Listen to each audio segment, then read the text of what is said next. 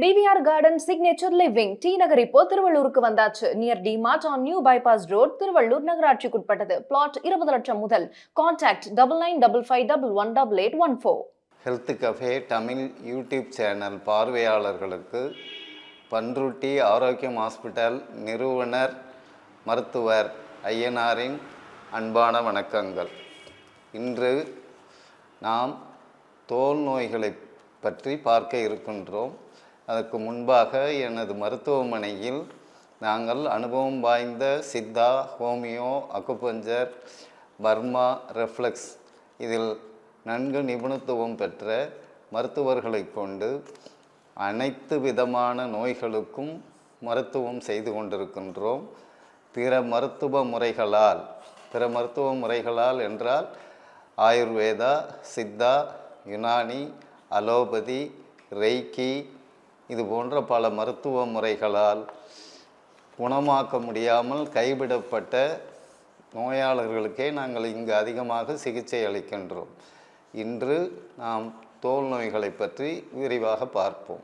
தோல் நோய்களின் முக்கிய வகைகள் சொறி, சிரங்கு, கரும்படை, வெண்படை, பெண் புள்ளிகள் எனப்படுகின்ற விட்டிலிகோ என்கிற நோய், கரப்பான், ஸ்கேபிஸ் என்கிற சொறி சிரங்கு, எக்ஸிமான்றது தான் கரப்பான்னு சொல்லுவோம், பூஞ்சை தொற்றுக்கள்,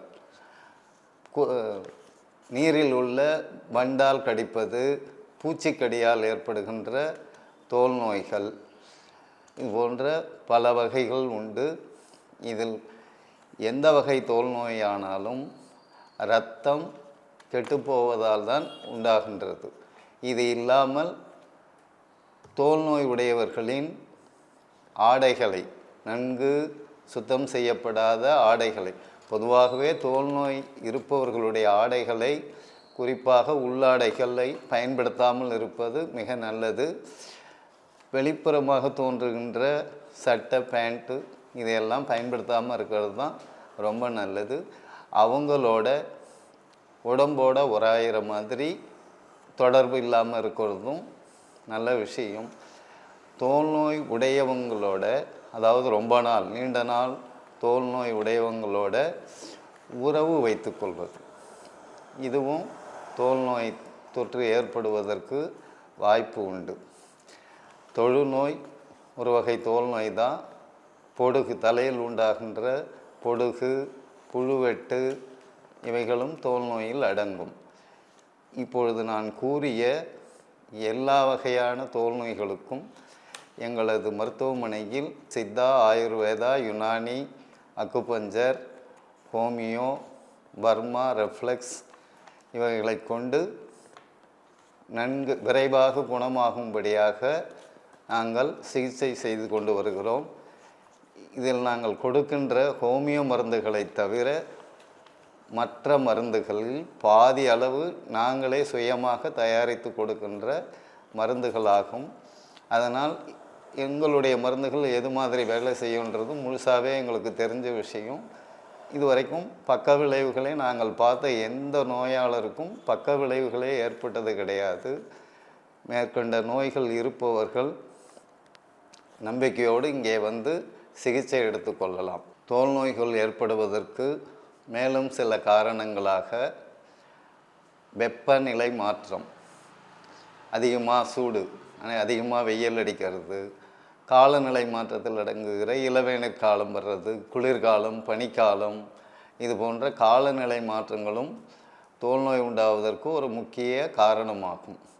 ஹார்மோன் இம்பேலன்ஸ் இதுவும் தோல் நோய் வர்றதுக்கு ஒரு முக்கிய காரணம். இது இல்லாமல் மரபு வழியாக, பரம்பரையாகவும் சிலருக்கு தோல் நோய் வரலாம். இது இல்லாமல் நோய் எதிர்ப்பு தன்மை மிகவும் குறைவாக இருந்தாலும் தோல் நோய்கள் வரலாம். அதிகமான மன அழுத்தம் காரணமாகவும் தோல் நோய்கள் வரும். இது இல்லாமல் நீண்ட நாட்கள், அதாவது குறைந்தது ஒரு 5 வருடத்திற்கு எந்த வியாதியாக இருந்தாலும், சர்க்கரை வியாதி, ஹை பிபி, இதய வியாதி, பக்கவாதம் இது போன்ற நோய்களுக்கு 5 வருடத்திற்கு குறையாமல் சிகிச்சை எடுத்துக்கொள்ளும் பொழுதும் அதன் பக்க விளைவாக இரத்தம் கெட்டுப்போய் தோல் நோய் வர்றது ஒரு பெரிய காரணம். பெரும்பாலான வருகின்ற தோல் நோய்களில் பாதி காரணங்கள் இது முக்கியமாகும். இது இல்லாமல் வாழ்கின்ற சூழல், அசுத்தமான சூழல், இது மாதிரி இருக்கிறது, அதிகமாக வியர்க்கிறது. சில பேருக்கு அளவுக்கு அதிகமாக, நார்மலாக இல்லாமல் அளவுக்கு அதிகமாக வியர்க்கும். அந்த வியர்வையும் அழுக்கு சேர்ந்து அரிக்கிறது உண்டாகும். இது மாதிரி காரணங்களும் தோல் நோய்கள் வர்றதுக்கு முக்கியமான காரணங்கள் ஆகும். தோல் நோய்களில் பொதுவாக அழகை கெடுக்கிற மாதிரி சிலருக்கு மருக்கள் கையினுடைய மேற்புறத்தில் வரும், கழுத்துக்கிட்ட வரும், முகத்தில் வரும், கண்ணுக்கு கீழே வரும். இன்னும் பரவலாகவே சில இடங்கள்லையும் மருக்கள் வரும். இதுவும் பார்க்கறதுக்கு நம்முடைய அழகை கெடுக்கிற மாதிரி இருக்கும். சில பேருக்கு அதிகமாக இருக்கும் பொழுது கொஞ்சம் அவங்களுக்கே ஒரு இன்ஃபீரியாரிட்டி காம்ப்ளெக்ஸ் வந்துடும். பொதுவாகவே தோல் நோய் வந்ததுன்னா ஒரு மற்றவங்களோட சகஜமாக பேசுறது குறைஞ்சிரும். சோரியாசிஸ், உடம்பு முழுசும் கருப்பாக இருக்கிற மாதிரி திட்டாக இருக்கிறது, மற்றவங்க எதிர்க்க சொரியறது, அங்கே இங்கே சிவப்பு புள்ளி தெரியும் பொழுது நம்ம அளவிலேயே ஒரு இன்ஃபீரியாரிட்டி காம்ப்ளெக்ஸ் வரும். அதுவே ஒரு மன அழுத்தத்தை நமக்கு கொடுக்கும். இதில் பரவலாக சொல்லப்போனால் மருக்களும் தோல் நோயில் அடங்கும். இது பரம்பரையாகவும் வர்றது உண்டு, அப்பப்போ வர்றதும் உண்டு. ஆண் பெண் இருபாலாருக்குமே பருவ வயதில் முகப்பரு வருவது என்பது இயல்பான ஒரு காரணமாகும். இந்த முகப்பரு வராமல் தடுக்க வேண்டுமென்றால் கொழுப்பு உணவுகளை எந்த அளவுக்கு தவிர்க்க முடியுமோ அந்த அளவுக்கு தவிர்த்து கொண்டு இரவிலே நீண்ட நேரம் விழித்திருக்காமல் குறைந்தது 8 மணி நேரம் தூங்குவது, நல்ல ஆழ்ந்த தூக்கம் தூங்குவது, செல்களில் உணர்ச்சிகளை தூண்டக்கூடிய தொடர்களையோ அல்லது படங்களையோ பார்க்காமல் இருப்பது, அதே போல் இங்கிலீஷ் படம்லாம் வந்து செக்ஸுவலான படங்கள், ஏ சர்டிஃபிகேட் போடுற படங்கள், இது மாதிரி இருக்கிற படங்களை நம்முடைய உணர்வுகளை தூண்டுகின்ற காட்சிகளை பார்க்காமல் இருப்பது, இதெல்லாம் வந்து தவிர்த்துக்கினாலே முகப்பரு வர்றது குறையும். கொழுப்பு உணவுகளை சாப்பிடாமலும் வெளியில் பேக்கிங் செஞ்ச உணவுகள், இதுவும் வந்து ப்ரிசர்வேட்டிவ் கலந்துருப்பாங்க, சீக்கிரம் கெட்டு போகாமல் இருக்கிறதுக்காக கலந்துருப்பாங்க. அது மாதிரி பாக்கெட் ஐட்டத்தை சாப்பிடாமல் முடிந்த வரை வீட்டிலேயே சாப்பிடுவது, பொரித்த பலகாரங்களை எடுத்துக்கொள்ளாமல் இருப்பது, நன்கு தூங்குவது, முக்கியமாக மலச்சிக்கல் இல்லாமல் பார்த்து கொள்வது. இந்த 3 காரணங்களும் நீங்கள் தவிர்த்து கொள்வீர்களேயானால் இளம் வயதில் கூட முகப்பரு வராது.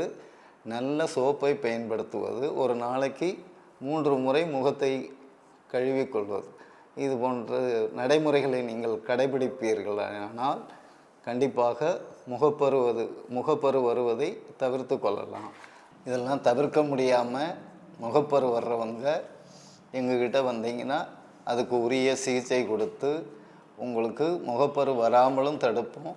முகப்பரு இதுக்கு முன்னாடி வந்து அந்த இடத்துல பள்ளம் விழுந்திருந்தாலும், இது இல்லாமல் கருப்பாக இருந்தாலும் அந்த திட்டுக்களையும் நாங்கள் சிகிச்சை கொடுத்து உங்களுக்கு பூர்ணமாகவே முகம் வந்து பழையபடி பளபளப்போடு இருப்பதற்கும், 40 வயதுக்கு உட்பட்டவர்களுக்கு முகத்திலே பள்ளம் விழுந்திருந்தாலும் கண்டிப்பாக அந்த பள்ளத்தையும் சரி செய்து கொடுப்போம். சிகிச்சையிலேயே இதெல்லாம் சரி பண்ணலாம், இதெல்லாம் சரி செஞ்சு கொடுப்போம்.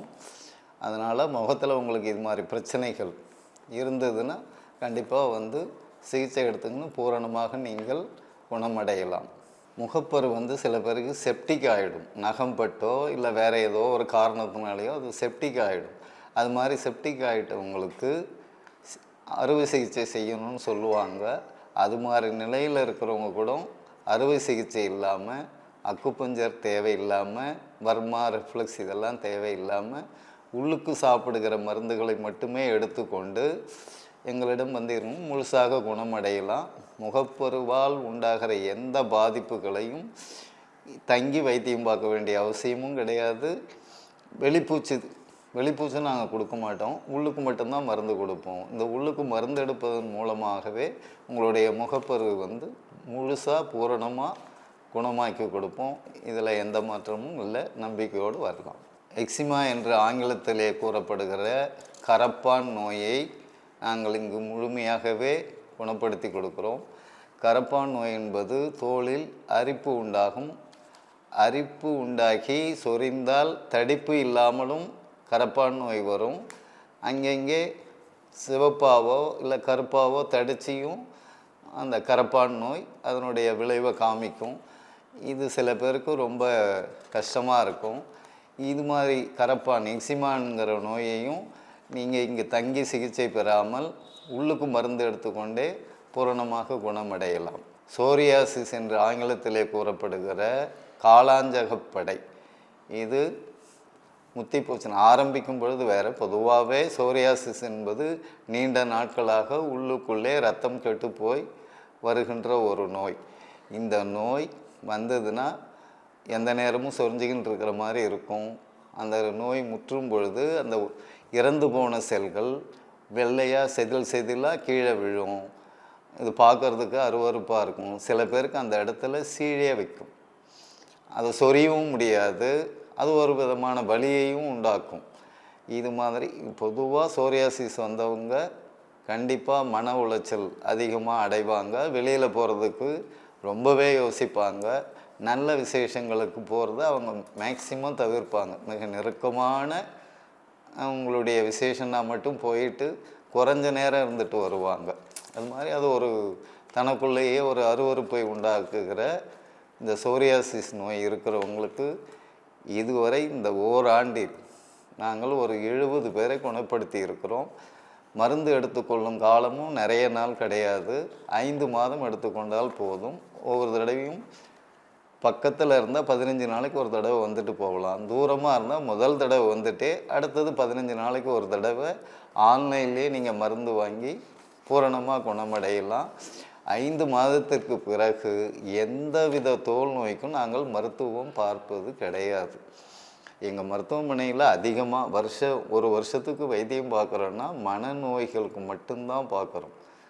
ஆட்டிசம் பேபி இவங்களுக்கு பார்க்குறோமே தவிர வேறு எந்த நோய்க்கும் நாங்கள் 5 மாதத்துலேருந்து 6 மாதத்துக்கு மேலே வைத்தியம் பார்க்குறதே கிடையாது. குறிப்பாக தோல் நோய்க்கு வெண்படை என்கிற அந்த விட்டிலோகோன்ற நோயை தவிர்த்து மற்ற எல்லா நோய்க்கும் 5 மாதத்துலேயும் நாங்கள் உங்களுக்கு பூரணமாக குணமாக்கி கொடுக்குறோம்.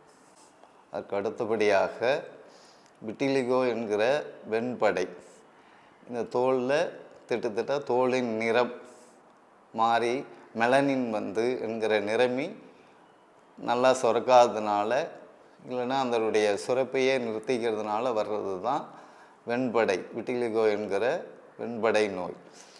இது மன அழுத்தத்தாலும் உண்டாகும். நீண்ட நாள் சரியான நேரத்தில் சாப்பிடாம, அதை 3 வேளையும் சாப்பிடாம 2 வேளை மட்டும் சாப்பிட்றது, அதையும் காலங்கடந்து சாப்பிட்றது, இது மாதிரி இருக்கிறதுனாலையும் இந்த தோல் நோய் உண்டாகும். ரொம்ப வேண்டப்பட்டவங்க, அதாவது நெருக்கமானவங்க, அவங்க நேசிக்கிறவங்க என்னுடைய இழப்பு, இதுவும் அந்த நீண்ட நாள் வருத்தத்தில் இருக்கும் பொழுது இது மாதிரி வெண்படை வருவதற்கு காரணம் இருக்குது. மரபு வழியாகவும் வெண்படை வரும். எந்த காரணத்தினால உங்களுக்கு வெண்படை இருந்தாலும் அதை நாங்கள் ஓராண்டில் முழுமையாக குணப்படுத்தி கொடுக்குறோம். 1 மாதத்திலேயே உங்களுக்கு அந்த தோலினுடைய வெண்மை நிறம் மங்கும். கண்டிப்பாக இதில் எந்த மாற்றமும் இல்லை, மங்கும். 2வது மாதத்தில் இன்னும் நல்லா மங்கும். ஒரு 6 மாதத்தில் உங்களுக்கு அந்த தோல் இயல்பான நிலைக்கு வந்துடும். வந்துட்டாலும் அதை தொடர்ந்தாவது நீங்கள் ஒரு 3 மாதத்துக்கு சாப்பிட்டிங்கன்னா திரும்ப வராது. திரும்ப வாழ்நாள் முழுமை எந்த ஒரு நோயும் வருவதற்கான வழிமுறைகளை நாம் கடைபிடித்தா கண்டிப்பாக வருந்தான். நாங்கள் சில வழிமுறைகளை சொல்லுவோம், அதை மட்டும் நீங்கள் கடைபிடிச்சிங்கன்னா வாழ்நாள் முழுசும் திரும்ப அந்த நோயும் வராது. இதுதான் வெண்படை. என்னை பொறுத்த வரைக்கும் நான் வெண்படைக்கு இதுவரை ஒரு 25 ஆண்டு காலம் சிகிச்சை கொடுத்துருக்குறேன். வெண்படை நோய் எல்லாருமே குணமாக இருக்கிறாங்க. கொரோனா பீரியடில் மட்டும் அந்த தடுப்பூசி போட்டவங்க எங்ககிட்ட சிகிச்சையில் இருக்கும்போது தடுப்பூசி போட்டவங்களுக்கு கொஞ்சம் பின்வாங்கினது, அதாவது குணமானதே கொஞ்சம் கூடுற மாதிரி இருந்தது. அது கொரோனா தடுப்பூசியினுடைய விளைவு. அதில் ஒரு 3 பேருக்கு நான் கொடுத்துருக்கேன். அதில் ஒருத்தர் மட்டும் பரம்பரையாக வர்றவர், இல்லை எனக்கு வந்து நீங்கள் தொடர்ந்து மருந்து கொடுங்க, நான் கொடுக்க மாட்டேன்னு சொல்லிட்டேன். அது இல்லை எனக்கு தொடர்ந்து மருந்து கொடுங்க அப்படின்னு சொல்லிவிட்டு, ஆனால் அவர் உணவு விடுதியில் தங்கி படிச்சுக்கின்னு இருக்கார். அப்படின்னும் அவருக்கு இப்போ குறைஞ்சிக்கின்னு வருது. கொஞ்ச காலமாக அவர் வந்து வெளியில் தங்கி படிக்கிறது ஒரு காரணம், அவர் குடும்ப சூழ்நிலை, பொருளாதார சூழ்நிலையும் அவருடைய மன அழுத்தத்துக்கு பெரிய காரணம். ரெண்டாவது, அவங்க அம்மாவுக்கு முழுசாகவே தோல் வெள்ளையாக போயிடுச்சு. அது பரம்பரையாக வந்தது. இந்த மன அழுத்தம், பொருளாதார காரணங்கள் இருந்தாலும் அவருக்கு அந்த தோல் நோய் குறைஞ்சிக்கின்னு தான் வருது. வெண்படைங்கிற தோல் நோய் குறைஞ்சிக்கின்னு தான் வருது. மற்றபடி நான் 25 ஆண்டு காலத்தில் இந்த வெண்படைக்கு மருத்துவம் பார்த்ததில் வேறு யாரும் குணமாகாதவங்களில் எல்லாருமே குணமாக இருக்கிறாங்க. நீங்கள் அந்த வெண்படையிலிருந்து விடுபட்டு கண்டிப்பாக மன உளைச்சல் இல்லாமல் சந்தோஷமாக வாழ்வதற்கு நாங்கள் சிகிச்சை அளிப்போம். பால்வினை சம்பந்தப்பட்ட காரணங்களாலும், அதாவது எய்ட்ஸ், பிடிஆர்எல், விடி இது மாதிரி பால்வினை சம்பந்தப்பட்ட தொற்று இருந்தாலும் ஒரு 5 ஆண்டுகளுக்கு பிறகு அவர்களுக்கும் தோல் நோய் வருவதற்கு நிறைய வாய்ப்புகள் இருக்கிறது. இது மாதிரி தோல் நோய் வந்தவங்களுக்கும் நாங்கள் சிகிச்சை கொடுத்து முழுசாகவே உங்களுக்கு சரி செஞ்சு கொடுக்குறோம். எய்ட்ஸுக்கே நான் 26 வருஷமாக வைத்தியம் பார்த்துக்கிட்டு இருக்கிறேன். இதுவரை ஒரு 600லேருந்து 700 பேர் வரை வைத்தியம் பார்த்துருக்கிறார்கள். 60 வயதுக்கு மேற்பட்டவர்கள் தான், அவர்களும் ஆயுள் காலம் முடிஞ்சு தான் இறந்துருக்கிறாங்க. ஒரு 18 வயசுலேருந்து 30 வயசுக்குள்ளே வைத்தியம் பார்த்த எல்லோரும் இன்று வரை உயிரோடு நன்றாகவே இருக்கிறார்கள். திருமணம் ஆகாமல் என்னிடம் வந்து வைத்தியம் பார்த்து கொண்டவர்கள் திருமணமாகி அவர்களுக்கு பாசிட்டிவ்னு வந்தாலும் அவங்க மனைவிக்கு நெகட்டிவ்னு வந்திருக்குது, அவங்களுக்கு பிறந்த குழந்தைக்கும் நெகட்டிவ்னு வந்திருக்குது. அந்த மாதிரி வைத்தியம் பார்த்தவங்களும் இன்றைக்கி 23 வயசு, 21 வயசு, 11 வயசு, 5 வயசு, 1.5 வயசு குழந்தைங்களாம் இருக்கிறாங்க. இதில் ஏன் இவங்களுக்கு நெகட்டிவ் வரலன்னா, பொதுவாக அலோபதியில் எழுதப்படாத ஒரு சட்டமாக வச்சுருக்கிறாங்க. நெகட்டிவ்னு வந்துடுனா அவங்களுக்கு பாசிட்டிவ்னு கொடுக்கக்கூடாது. ஏன் கொடுக்கக்கூடாதுன்னா, அவங்க அந்த கிருமி வந்து அழிக்கவே முடியாதுன்னு ஒரு தியரியை வச்சுக்கினாங்க.